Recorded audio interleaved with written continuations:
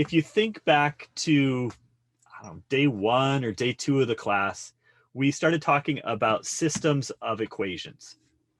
And we said that there are 2 types of systems. There are consistent systems and there are inconsistent systems. And if we ask you to find the solution to an inconsistent system, you would by default say that there is what kind of solution to an inconsistent system?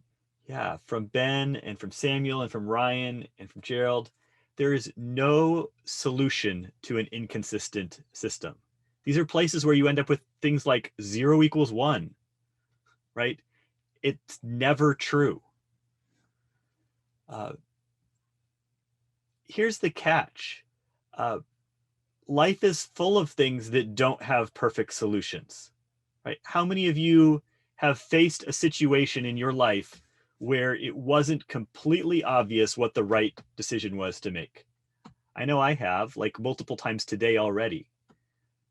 Most of life is not represented by perfect, consistent systems where you put them in your calculator and boom, out comes a number and you just go for it, right? That's not how the world works. And so oftentimes we're left in this situation where we have an inconsistent system, but we still need to come up with a best solution. Like, we know there isn't a perfect solution, but what's the next best thing? And so that's really what least squares is getting at. So we're going to look at this case where ax equals b has no solution. That is, where the system is inconsistent.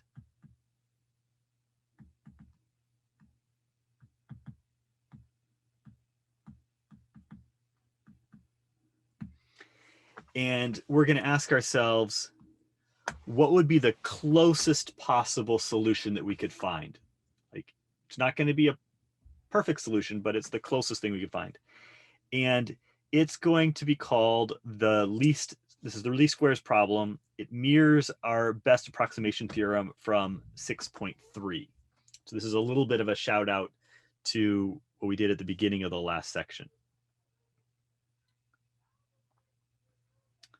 So our definition: if A is an M by N matrix and B is an Rm, a least squares solution of ax equals b is that x hat in Rn such that b minus a times x hat is less than or equal to all the magnitudes of b minus ax. Let's remind ourselves of what this looked like back in 6.3. In 6.3, we had, let's look back at our notes for a second. So 6.3, back at the start, I think we had an inequality somewhere here. We had this theorem that y minus y hat was less than y minus v, the magnitudes on both sides. And so remember that we were saying that the y hat was the closest point. It was the closest value within the space to the thing that was off the space.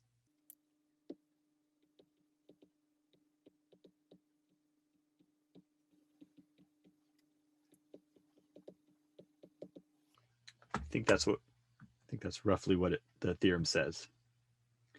So we think about the letter y as representing outputs, right? X is your input, y is your output. And so you can see here your b, that's your outputs that happen. A, x hat, those are your outputs that are within the system, and it's going to be less than your actual output that you're given minus all the possible things in your range. Whew. So what we want to do, we're not going to actually do our derivation right now, but what we're going to do when we start class tomorrow is we're going to do a derivation that says, suppose we start in this situation. So our starting place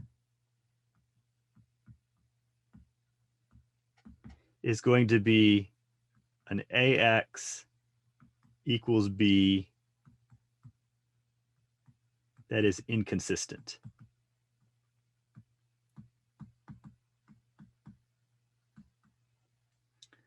And we're going to do a whole bunch of math. And our ending place is going to be a formula for X hat.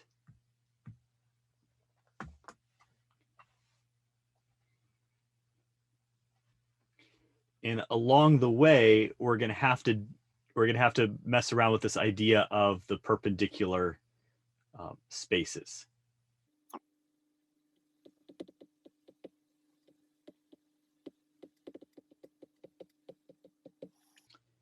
And finally, the reason we care is because life is full of inconsistent systems.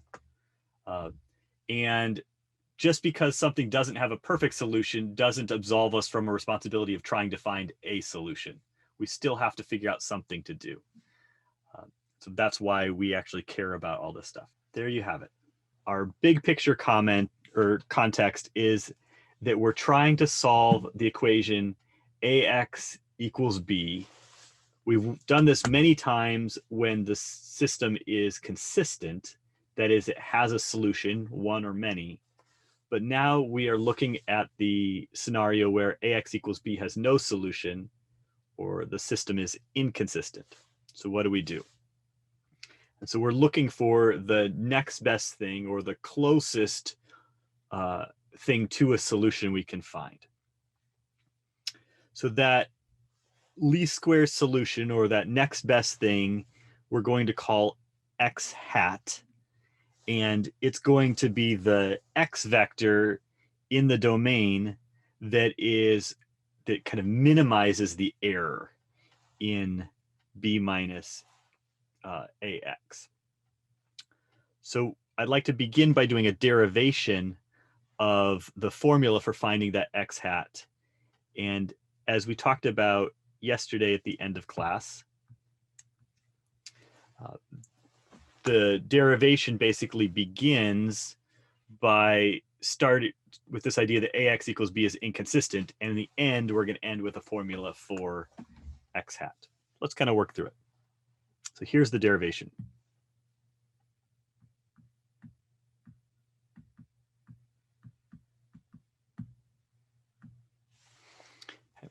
So again, our start is with AX equals B, and it has no solutions.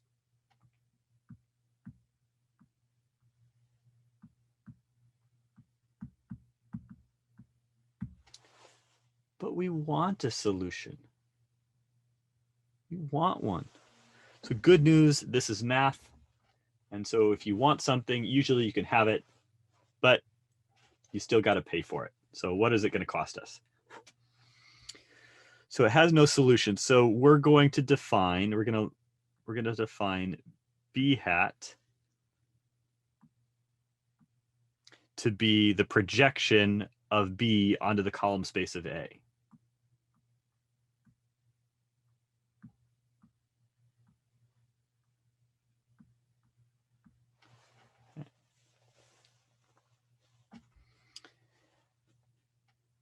And so notice that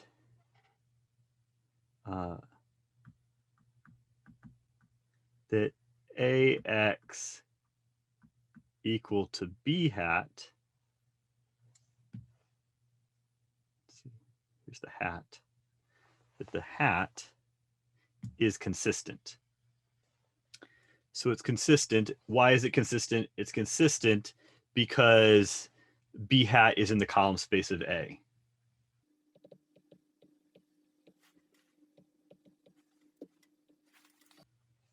What does it mean for a system to be consistent? So from Felix and Megumi and Richard and Ben, it means there's at least one solution. There could be more than one, but it has solutions. So it has solutions. we don't know what they are yet, so let's just name it. Let's name that solution. So it's consistent. So we call the solution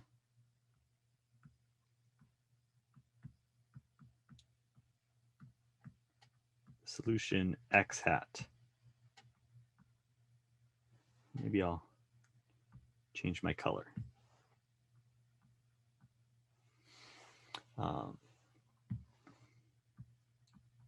So that is that A times x hat is going to be equal to B hat.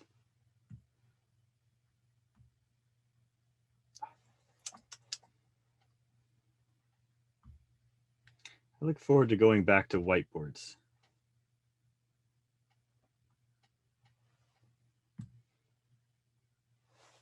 Okay.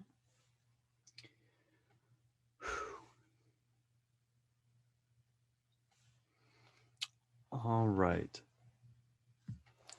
So also notice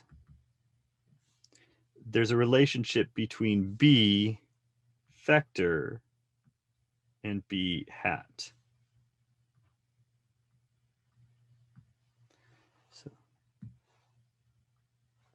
So what's the relationship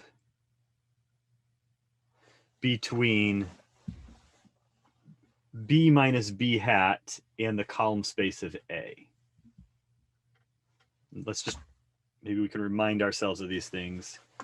Remember that B hat is in the column space of A, and B is some other vector.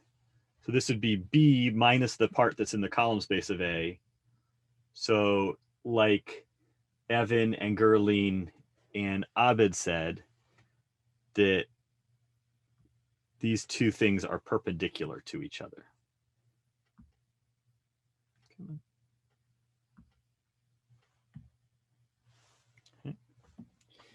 Okay. And we have a formula for B hat. So this is telling us that B minus A x hat is perpendicular to the column space of A. If you're missing what's going on here, we just said this term right there is the same as that one because of what we've done earlier. So we just did a little replacement. So far, so good. So again, what's the relationship? What's that green relationship between the two, between the vector and the space?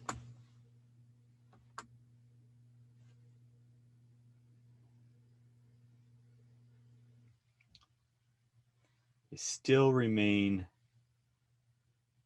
perpendicular. Yeah, thanks, Ryan. Thanks, Gerald. So they're still perpendicular. So do you know of any mathematical tools that love perpendicular things?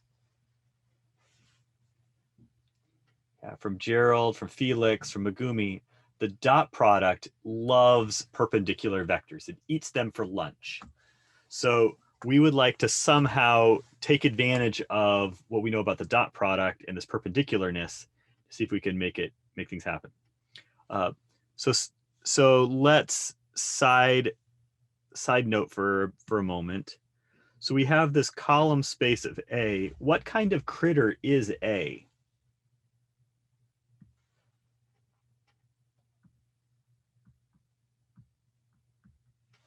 So what kind of thing is A? A is it's a matrix. It may or may not have linearly independent vectors. So it might, but doesn't matter whether they're linearly independent. But it's a matrix, and we could think about what that matrix looks like. It's got a whole bunch of columns all the way. I think it was to AN,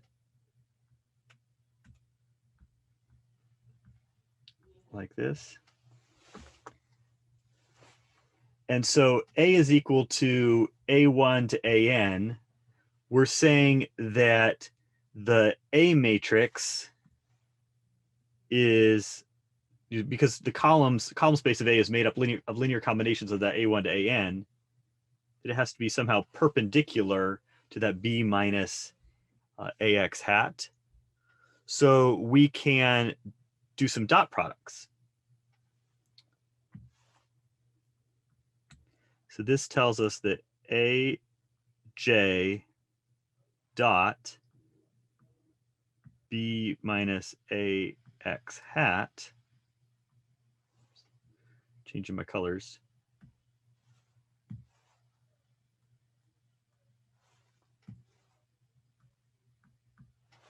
is equal to what?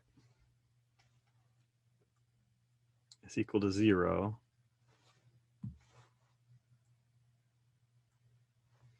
Okay, and this is 0 vector or 0 matrix, or which kind of 0 is this? Remember, this is a dot product. So this is 0 scalar. Thank you, Ryan and Twee and Felix and Evan and Richard. I got a question there. Where did the J come from? So the J is going to represent just any of those columns in A. So this is true for all columns. So this would be true for J equal to 1 to all the way to N. Does that answer your question, Dibs?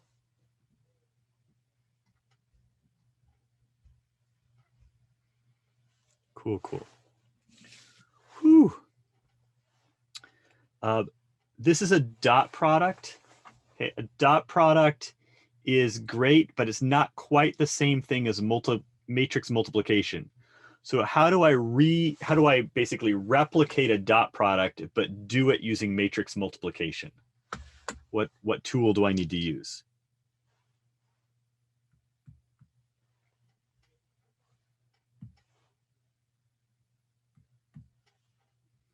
Yeah, from Megumi and Richard, I can use the transpose. That's right. I can transpose it times B minus AX equals 0.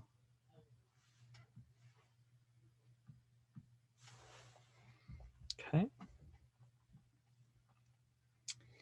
And this is going to give me a 0 scalar out, and I'm going to do this for A1 and then A2 and then A3 and then A4. So we can combine all of that, all of those A's all together into a single, all those little A's into a single A, and say this tells us that A transpose, big A now, times B minus A. Oops, my colors are changing on me. Sorry about that.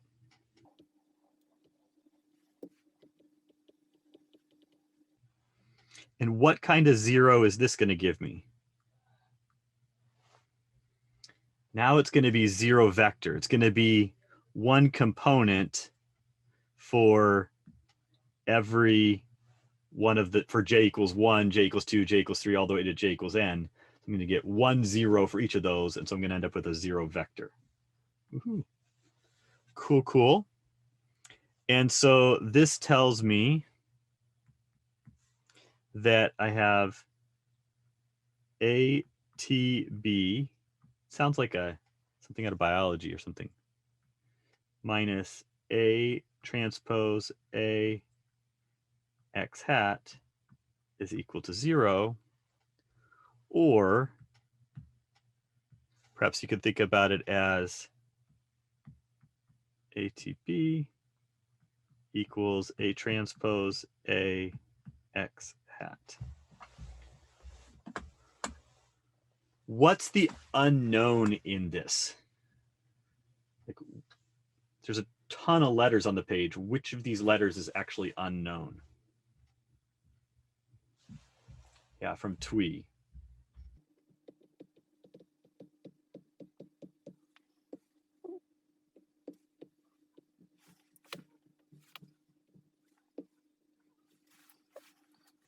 Questions?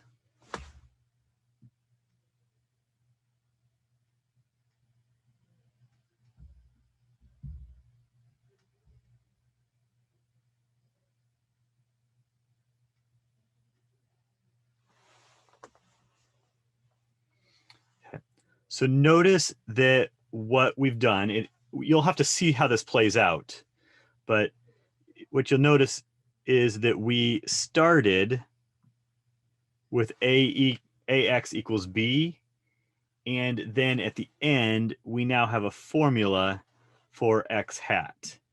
Now, you might not quite realize that this is a formula for x hat yet, but it is. It's an equation that we can solve for x hat. Whereas before x hat was defined with inequalities, now there's actually an equal sign. We can do something with it. Okay.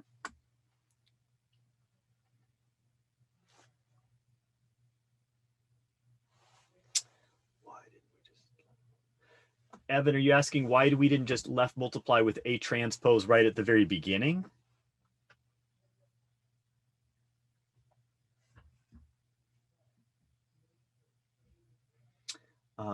So what we just did is we just did a derivation.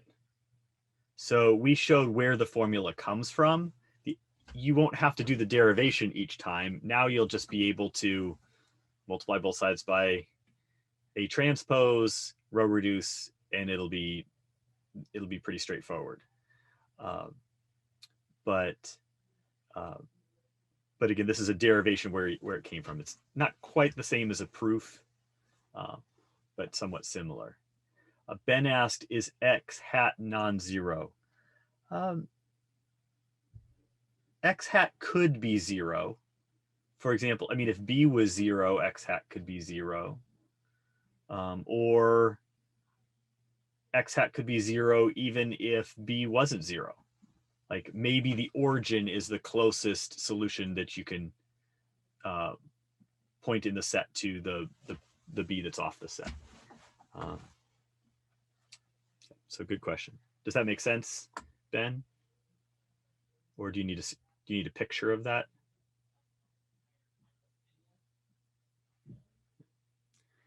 Let me just make sure you're tracking the picture just one more time.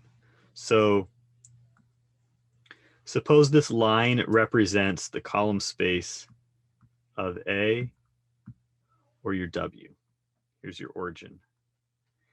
And suppose that your B is out here. Okay. This would be your B hat.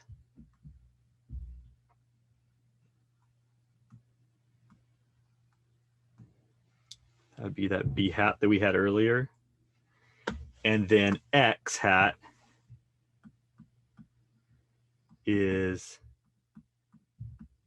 the X value such that AX hat equals B hat. It's sort of like the X value that gets you to that point in the column space.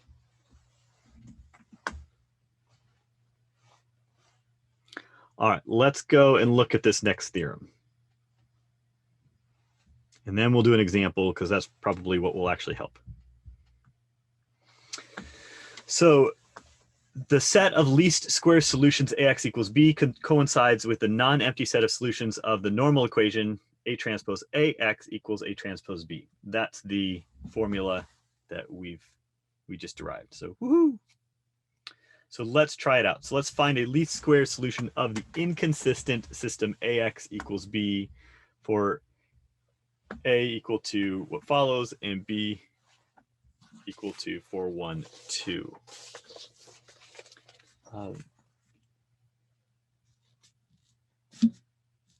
Would it help you to see that it's inconsistent? Will that make you feel better? You're going to definitely want your Texan friend for this. So let's just check to start with. So if we take -1, 2, 2, -3, -1, 3, augmented with 4, 1, 2, what you get?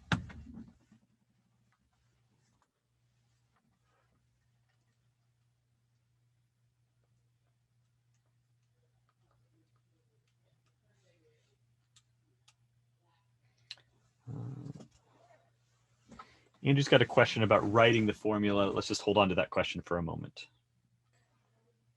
So anybody have this row reduced yet? Yeah, from Ben, 100. It's not actually 100 equals 0. It's 100, 0, 1, 0. And then what's the last row? And then 0, 0, 1, which at first glance looks like an identity matrix. But remember, this was an augmented matrix like that. So the last row is 0 equals 1, so it's going to be an inconsistent system.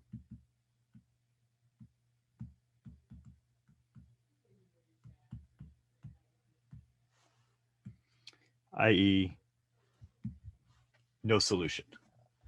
But we want a solution. So how are we going to get a solution if we want it? Well, good news, we can try out this method that we've learned. And so we started with AX equals B. And then as Evan was pointing out, we could now just left multiply by A transpose. So we could take A transpose, multiply it by AX on the left, and by B. Okay, so left multiplying in both cases. And now we kind of got to figure out what these things are. Do you want to do it by hand, or do you want to use a calculator? I don't really care.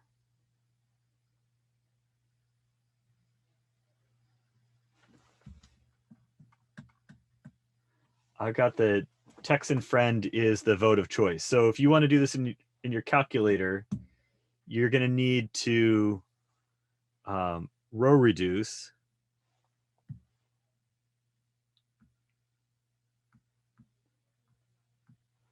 Let's see what the matrix is. So our matrix side is going to be A transpose. No, that's the vector side, sorry. Yeah, A transpose A. And then we're going to augment this with A transpose B. And when we do that, we will get out our X hat. So I guess now it's a race to see how good your mad calculator skills are. And actually, good news for you, my battery is low. So maybe it'll give you guys an advantage.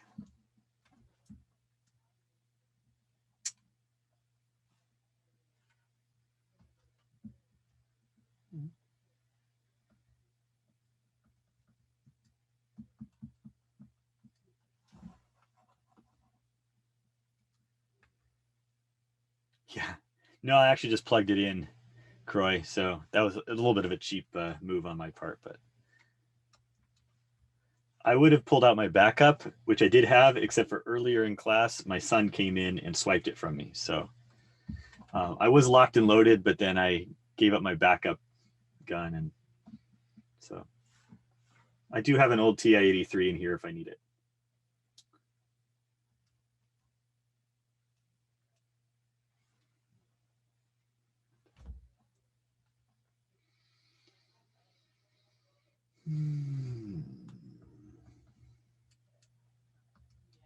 I hope everybody knows where to find the transpose on their calculator.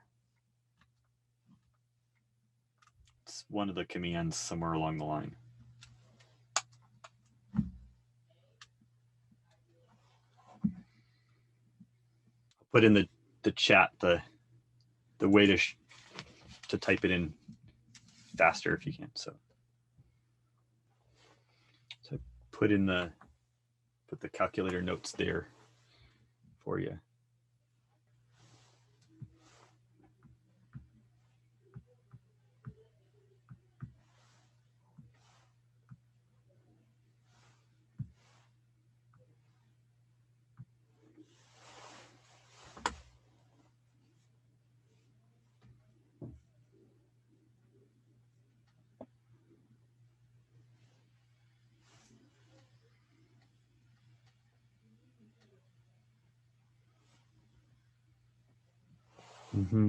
Felix, got it. And Ratana, right there, nice. 1003 and 012.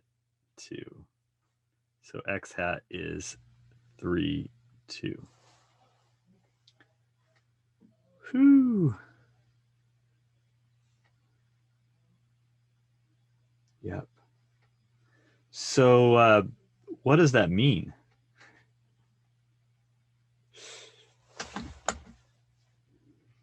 So I got a question from Gerald. Where is A transpose on the calculator? So you would, if you've got a TI-83, or TI-83 or 84, I don't know on other calculators, you would do the matrix menu, go over to the math option, and then it's the second option down. It's matrix, right arrow, math 2. Thanks, Ben. Yep. Yep. And from Evan, that's the closest A coordinates to X. I think that's close. It's the closest. It's closest A coordinates. It's the closest in A that you can get to. Oh my gosh. Like it basically gets you the closest to B. That's what's weird about it. Is that so to see what do it do, we can look at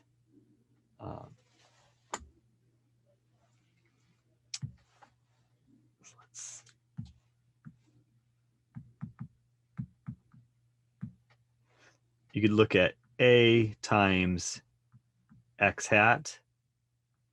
So if you take matrix A and you multiply by X hat, this is your same old A that you had before.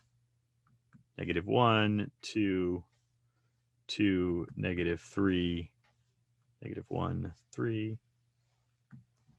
And you're going to multiply by 3, 2. And at the back end, you're going to get your B hat, which ends up being 103. We need more colors.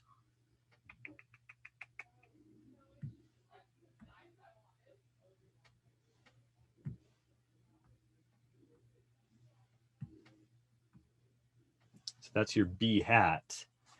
And so you're like, well, what the heck is B hat?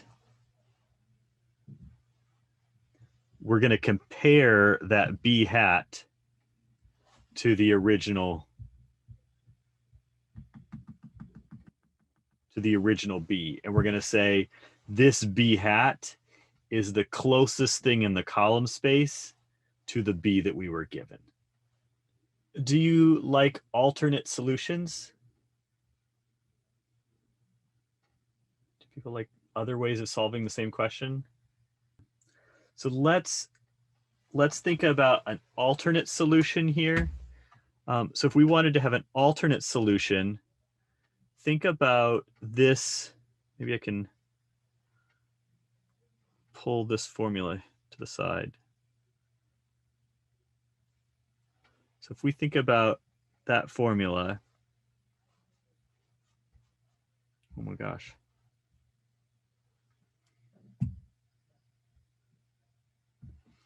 Ooh. Okay, so we want to solve for the green x. So this is an alternate solution.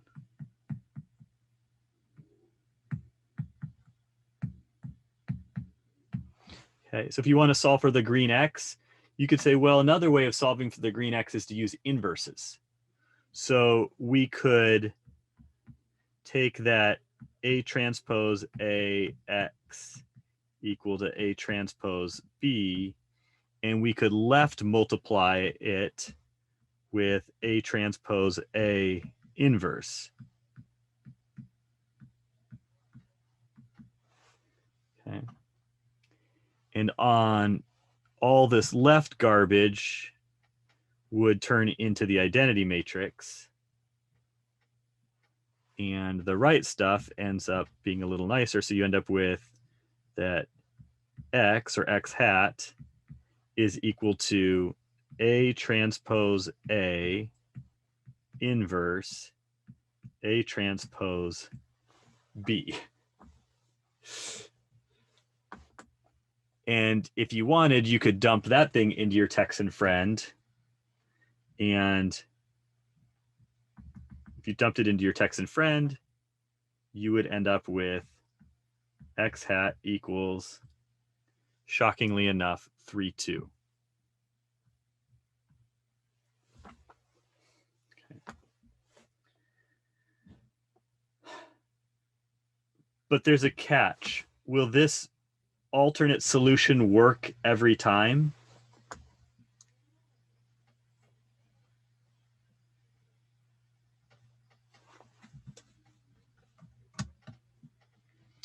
No. Oh, when will it have an issue? So from dibs, it's going to have issues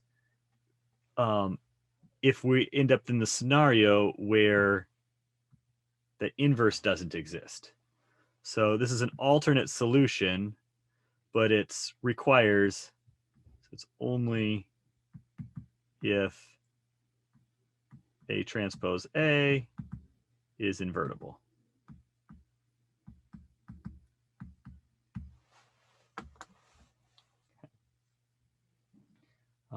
Sorry for the weird calligraphy font there. The dimensions will actually always work. So the dimensions aren't an issue, Felix, because if A is, I think, M by N, then you know that A transpose is going to be N by M. So you know that A transpose A will always be square. That's fine. The issue ends up being, the reason why it won't be invertible is if the columns of A are linearly dependent. So if the columns of A are linearly dependent, then this matrix won't be invertible. So I think the moral of the story is, if you take the first approach that we did, then it'll always work. So do you guys like pro tips?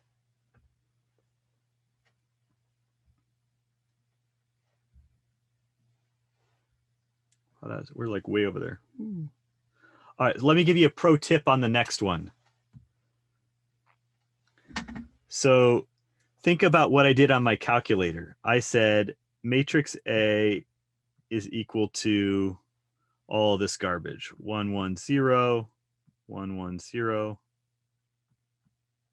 Notice that the columns are not linearly independent this time. Like the first column is the sum of columns 2 and 3. And then we could make our B matrix on our calculator equal to 1, 3, 8, 2. And then you can type on your command line ref augment A transpose A, comma, A transpose B, like that. I use the, I should probably use the actual A-B notation, but I'll trust that you can figure out what that means. And the cool part about this is that if you used this code earlier, if you'd done it before, you can just do second entry and pull the command back. You don't even need to retype all that garbage, right? Or you could write a little teeny program that just has that one line of code in it with the correct number of end parentheses, and boom, it'll give you your answer, and it'll tell you that this is equal to 1, 0, 1, 5, 0, 1, negative 1, negative 3, 0, 0, 0, 0, like that, which is to say that your x hat would be equal to 5, negative 3, 0, plus x3 times negative 1, 1, 1. So in this case, there's actually an infinite number of solutions to the least squares question.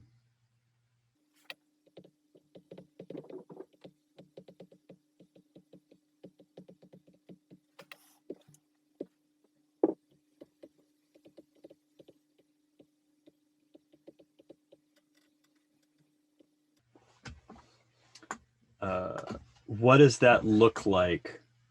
It would look like, so Evan's asking, like, what does it mean to have an infinite number of least squares solutions? It would mean that there'd be an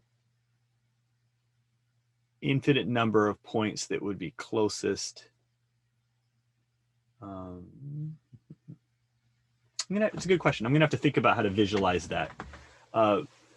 But when we pick this up again on Monday, we have one more day. What we're going to talk about on Monday is how you could apply this thing. So at the moment, this least squares stuff looks like just a whole bunch of matrix calculations. It looks nothing like least squares regression on your calculator. But on Monday, when we pick this up, we will finish the lesson off and talk about how you can use this math that we've talked about to actually come up with the least squares solutions, just like your calculator would, like linear regression, quadratic regression. And now you'll be able to make up new regressions of your own if you were so inclined. Concept before we dive in to these new examples. So big picture, you have some space L or W, and we've got some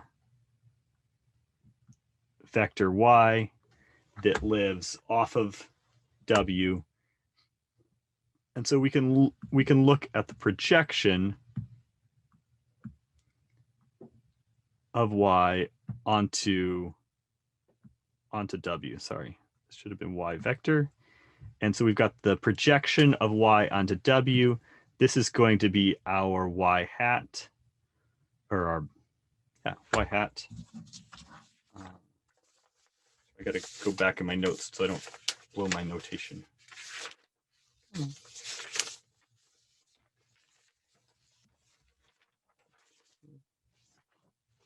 That's right. And so we have this thing is going to be equal to our A X hat. And our error, here's our error, which is our Z vector, which would just be Y minus Y hat, something like that. Okay.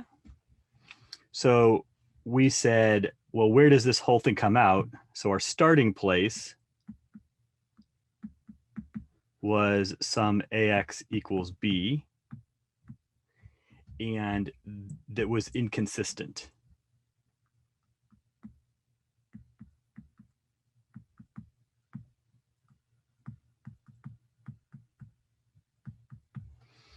And so in order to solve this, we came up with this clever, we did this long derivation, but we did this clever little thing where we multiplied both sides by A transpose.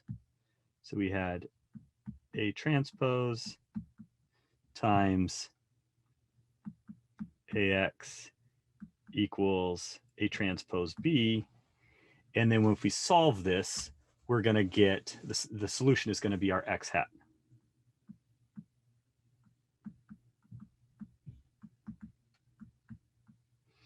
And so to solve that, we're going to ref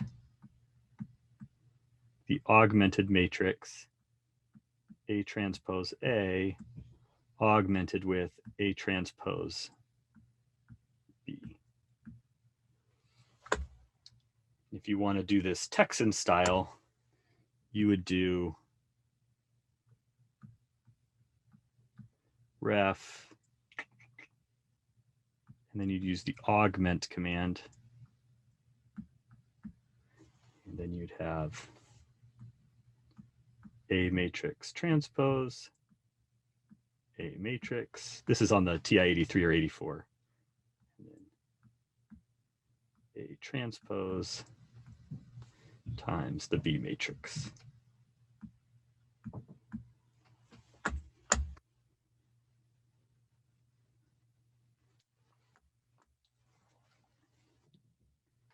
And this part right here, after the reffing, this will give you your X hat.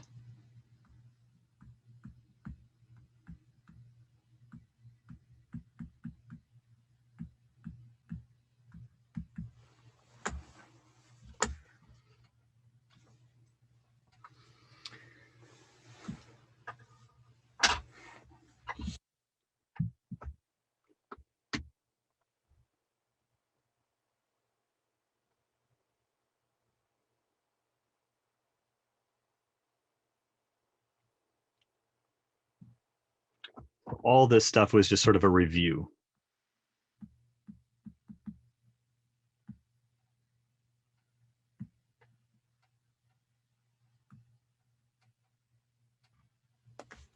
Very good. All right, so let's try to connect this into linear regression. So let's start by just doing a little bit of a reminder of what happens with linear regression. I'm assuming that you've done it in previous math class or in a science class where you dump a whole bunch of data into your calculator or into Excel, and then you hit the linear regression button and boom, magically you get some model that comes out. You get some y equals mx plus b. Give me a thumbs up if you've done linear regression somewhere in the past. Is that am I assuming right that you've all done that somewhere else?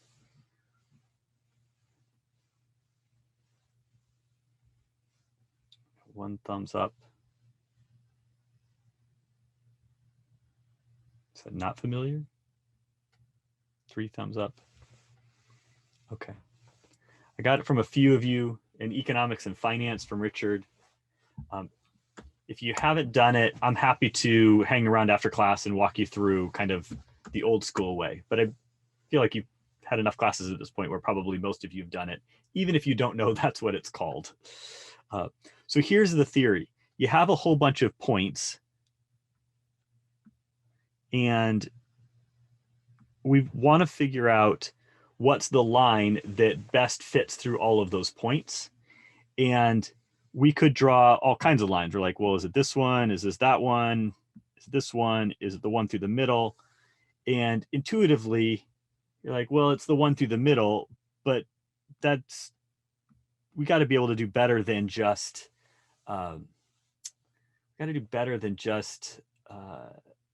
eyeballing it. And so what we do is we introduce this new concept called the residual. And so the residual is the amount of error between a proposed line, like the line doesn't exist yet, but between this proposed line, which is y equals beta naught plus beta 1x.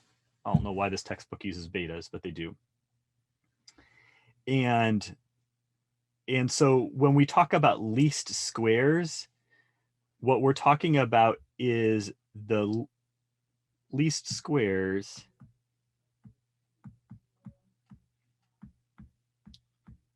is talking about the least smallest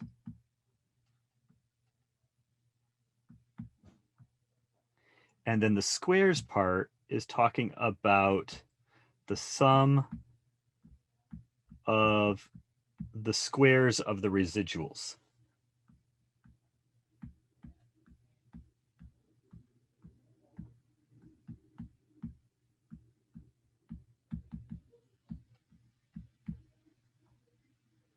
Okay, that's what, and these residuals, these are those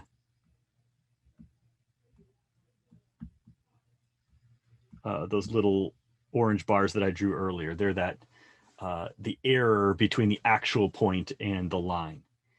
Any ideas for why we would want to use squares here? So why squares? Why not just add up all the residuals?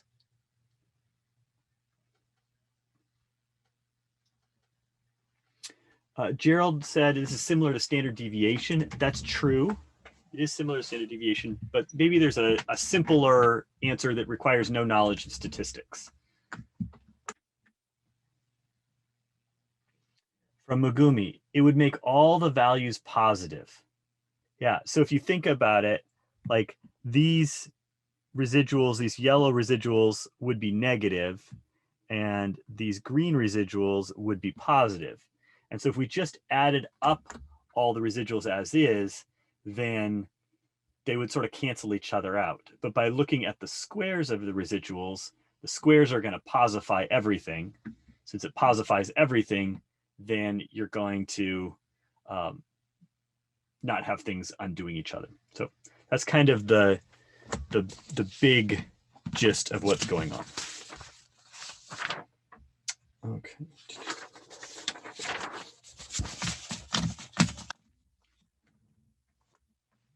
So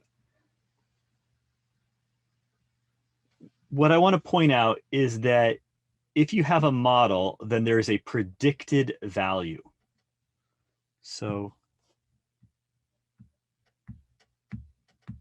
models are going to predict output or Y values.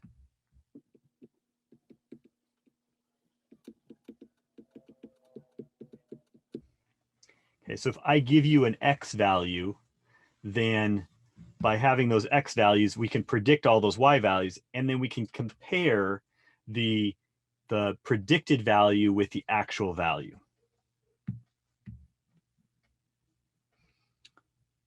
And so here we've got our predicted Y values. Our predicted Y values are going to come from putting the known X's into the equation. And then we're going to compare those to the observed Y values, which are going to be given. And we're about to see an example of this, so don't stress too much if you're not tracking yet.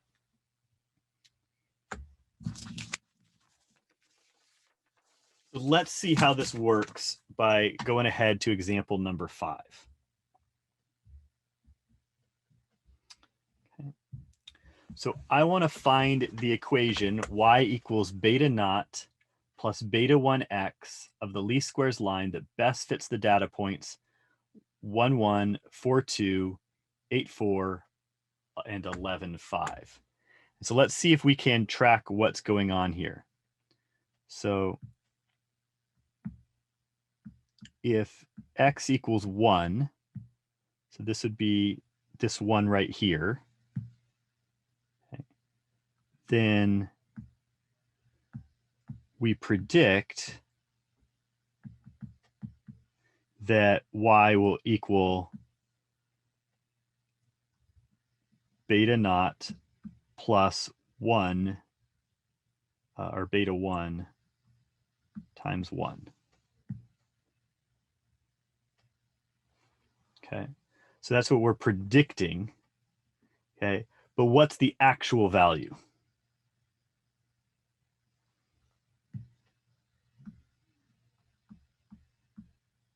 Yeah, the actual value is 1. In this case,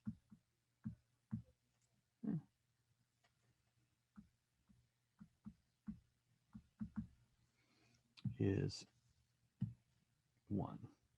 Oh, forgot to type in the number. And it's the 1 from right there. Let's do it again, because this is a lot of writing, but I think it can help you see what's going on.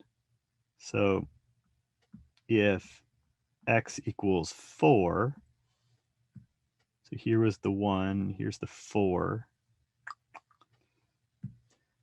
then we predict that y is going to equal b naught plus b1 or beta 1 times 4.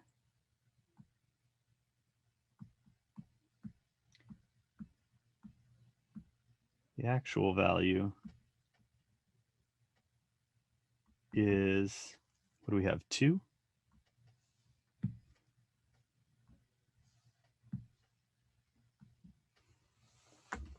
Okay. And thank you for that tweet. So do people see where these values are coming from? I hope. So you're going to get also y equals beta naught plus, it looks like it's going to be 8 beta 1. But the actual y value is going to be 4. And you're going to get y equals beta naught plus 11 beta 1. The actual value is 5.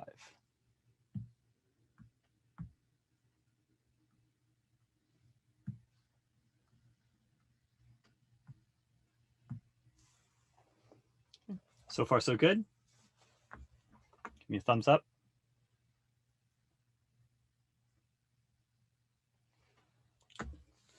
Cool, cool.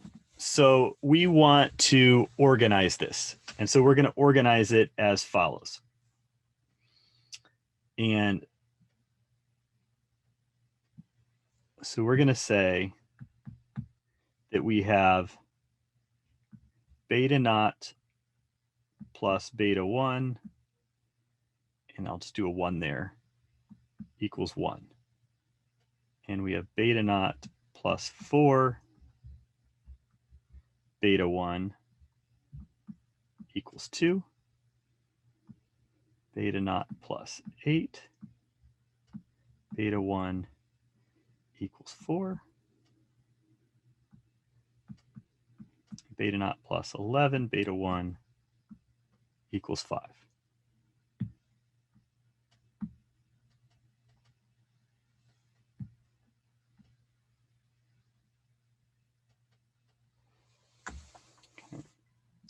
Now, can all of these statements be true at the same time? Can all of these things be true at the same time?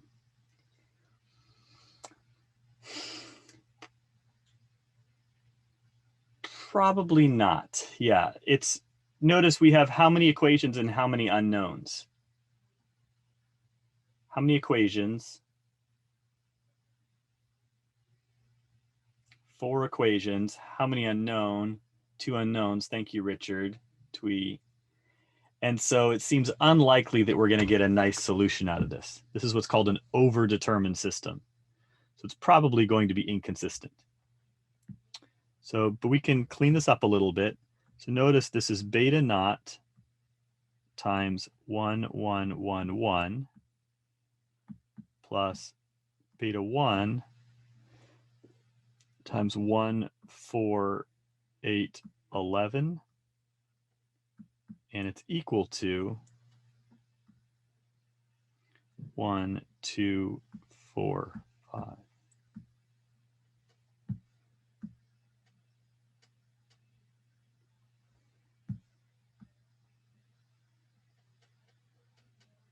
Where did this green vector come from? Where'd the green 1, 1, 1, 1 vector come from?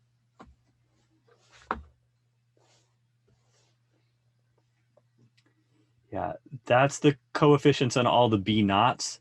This is from all the constant terms.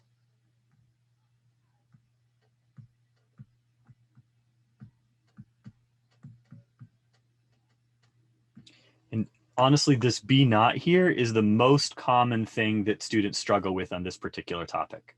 It's not hard, but it's the most common thing students struggle with. All right, so let's step back. So we've done all this work. Now we have a linear combination equals some blue vector. And so we should be able to rewrite this in vector form. So this would be like 1, 1, 1, 1, 1, 4, 8, 11 times beta naught beta 1 equals 1, 2, 4, 5.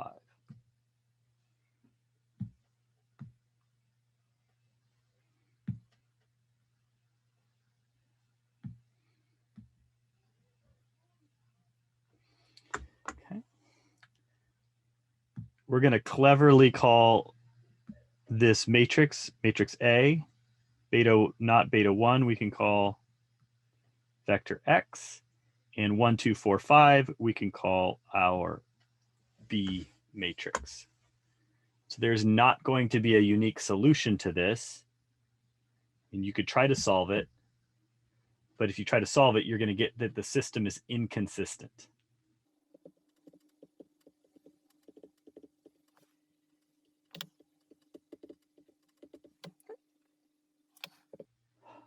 But we want a solution. So good news, since we want a solution, we can have it. We just got to pay for it.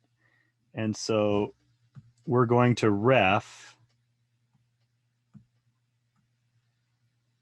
A transpose A augmented with A transpose B. Okay.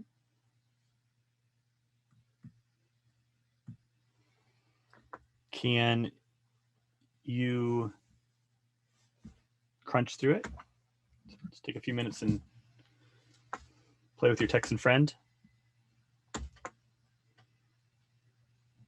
So you got to enter your A matrix and your B matrix, and then ref all that garbage.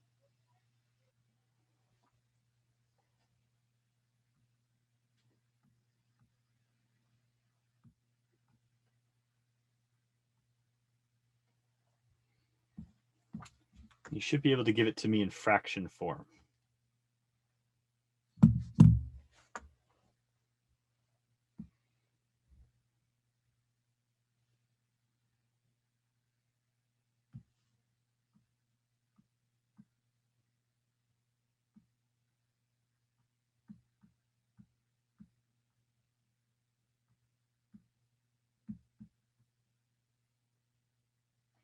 Yeah, from Harrison. 15 29ths, 12 29ths.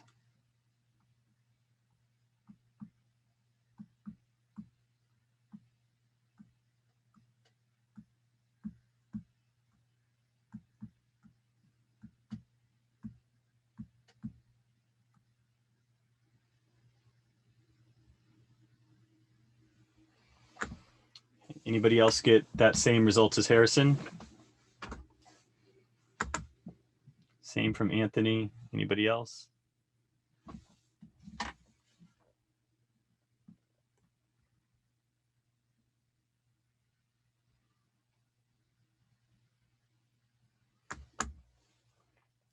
I got a thumbs up from Abed as well.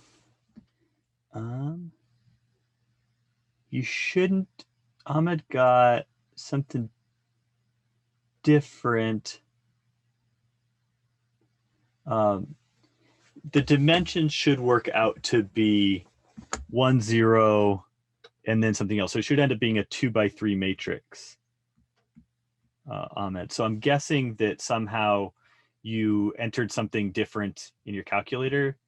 I'm guessing somewhere around the transpose, but without seeing what you're doing, it's a little hard to identify what happened. So 15 29ths and 12 29ths.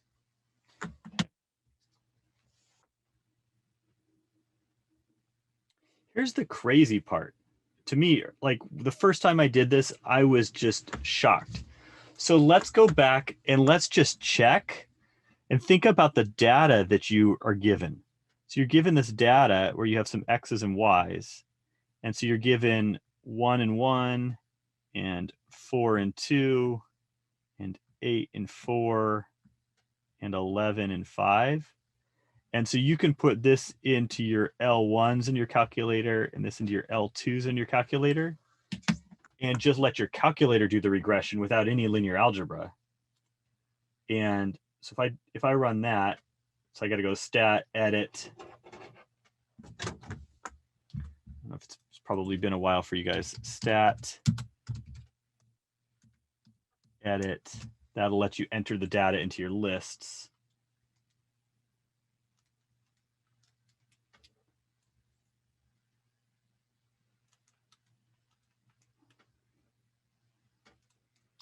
And then you go, once you get your data in, then you go back home and then run stat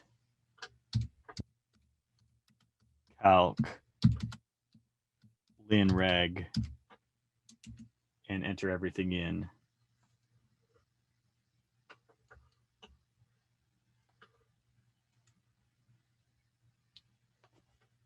And when you do that, you should get the, I got the A equals 0.414 and B equals 0.517, just to 3 decimal places.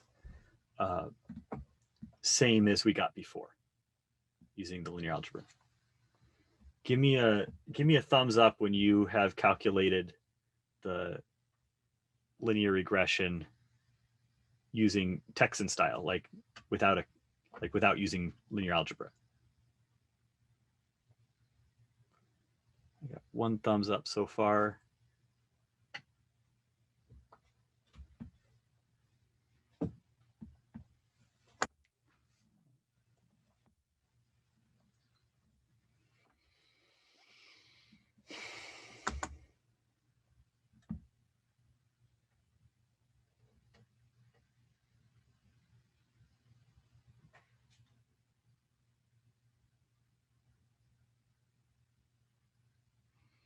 Okay.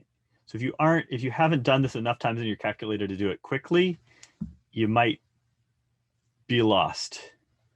There's 2 linear regressions. Either one will work. They just impact which is your A and which is your B.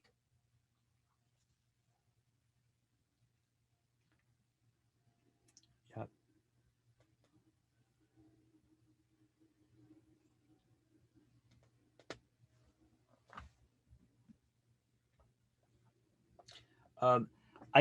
Ben asked, is there a way we can take the output and make it into fraction form? I don't think that there's a way to do that if you just use normal linear regression, but you can do it if you're using matrices. So in matrices, you just do the math, and then you go, I think it's arrow to fraction. So that'll make it work there. But yeah, it won't work if you just do the normal linear regression. This is usually how I can tell if you know how to do it with linear algebra, is I just ask for it in fraction form.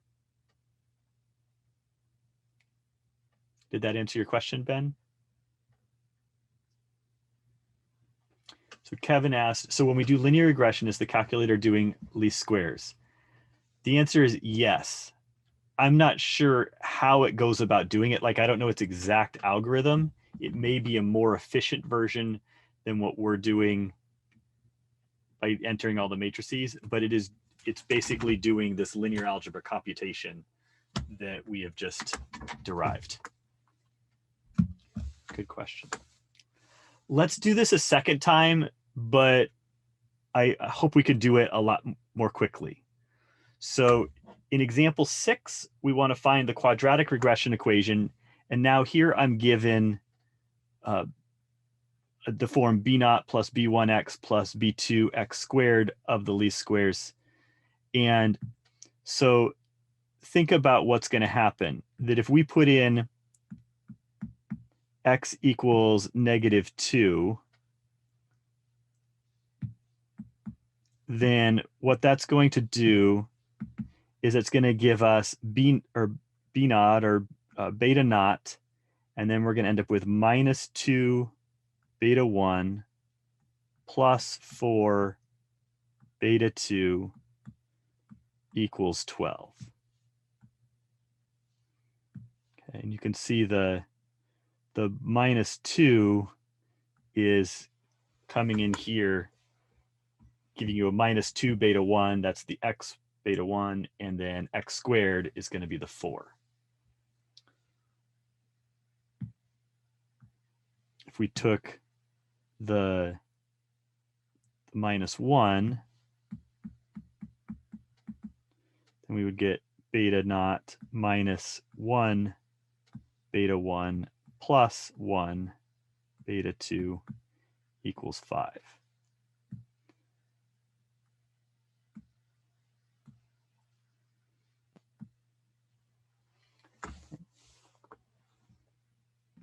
Do people understand where the yellow and the blue numbers are coming from? Okay. So I think you should see that we can construct a matrix from this where we have, oops, I gotta be able to see the values. We're gonna have -2, -1, 0, 1, and 2. These are gonna be all the x's.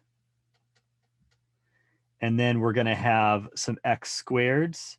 So those will be 4 and 1 and 0 and 1 and 4. Those are all the x squareds.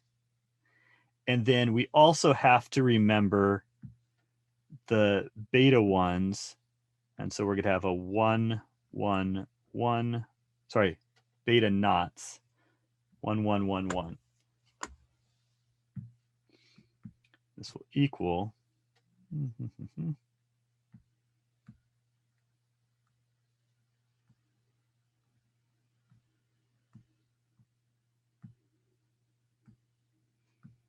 so this is going to equal 12, 5, 3, 2, 4.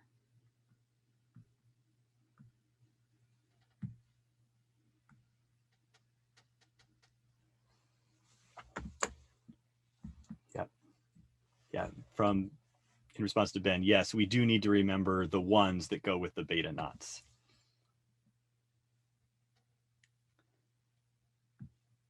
So here's our A, our X, and our B.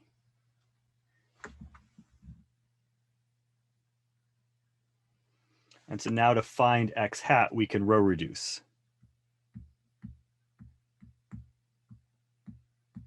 A transpose A augmented with A transpose B.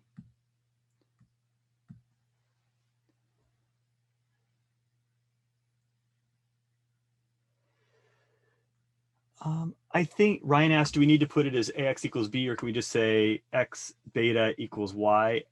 To me, I think that writing it as the AX equals B is helpful because it reminds you of what you're doing. It reminds you of why you're doing what you're doing.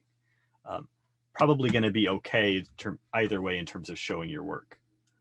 I do want to point out one thing. So now you can enter your A's and your B's into your matrix. Then rather than entering that long, complicated expression for the ref, augment, all that garbage, you can just use second entry to pull back recent things you've used. And by pulling back second entry or second enter, that will save you a whole bunch of typing if you're doing this more than once. Ooh, Ben's already got it. You beat me to it. Nice job.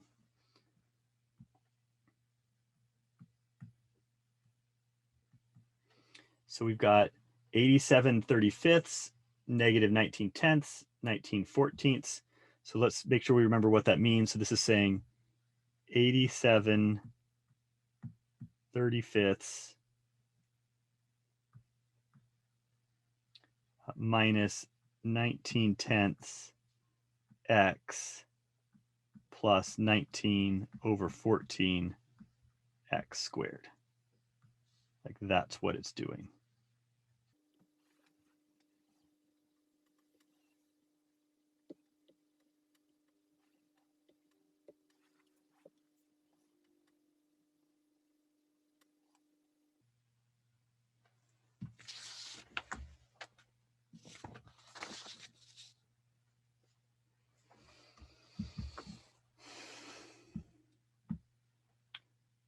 Need more time? Questions?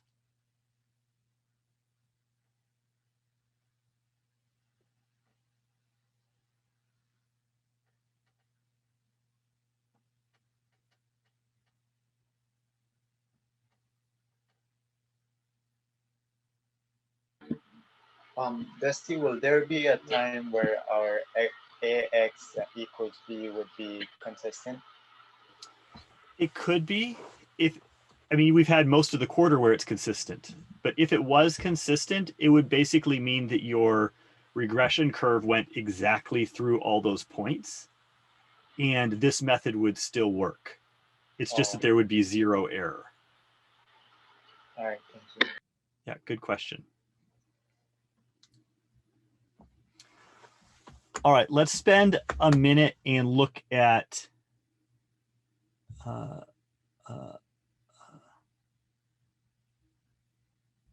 okay, so Dibs asked, yeah, oh my gosh, multiple questions. Let's see. Ben asked, is this essentially finding the trend line function? Yes, this is finding a trend line. It's exactly what it is. Linear regression, trend line, least squares, all different names for the same thing. Dibs asked, how do I put A times A transpose into ref? Well, first of all, you'd want A transpose times A. But what you would type into your calculator is, I think I have it here somewhere. You want this expression right here.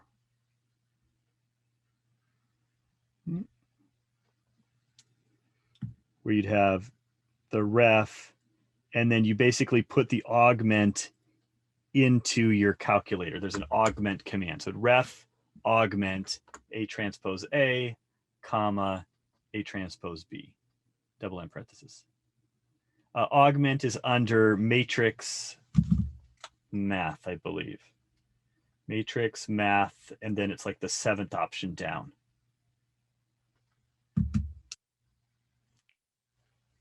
Nice. All right. Let's look just briefly at this last example. Come on. Because this is one that your calculator can't do. I think this is important. This is something your calculator can't do. Because your calculator has linear regression and quadratic regression and exponential regression, all those things. But your calculator does not have a regression that looks like this. A cosine x plus B sine x. Okay. And so you're going to do the same thing as before, where we will start with those x values.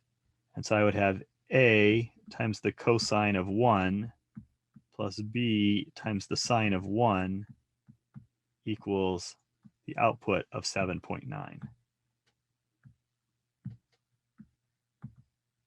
And then we would have A times the cosine of 2 plus B times the sine of 2 equals 5.4. If you were doing this on your calculator, you could find the decimals for cosine of 1 and sine of 1, or cosine of 2 and sine of 2 if you wanted, or you could literally just type them in as cosine of 1, cosine of 2, just type in those expressions. And this is going to lead to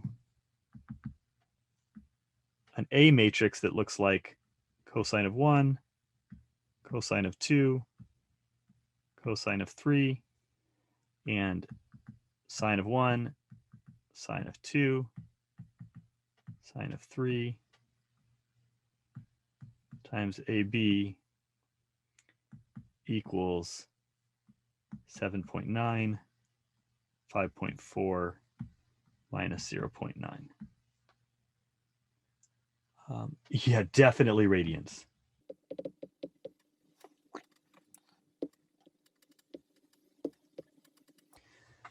The point of this example isn't that, like, oh, I wonder what numbers A and B are or something along those lines. That's just a whole bunch of crunching. You can do that. The point of this last example is to remind you that the technique that we've just arrived at is way more powerful than the specific things that are built into your calculator or built into Excel. This is a much more general concept that can apply broadly. And that's pretty doggone cool. I wish we had a little bit more time to talk about it.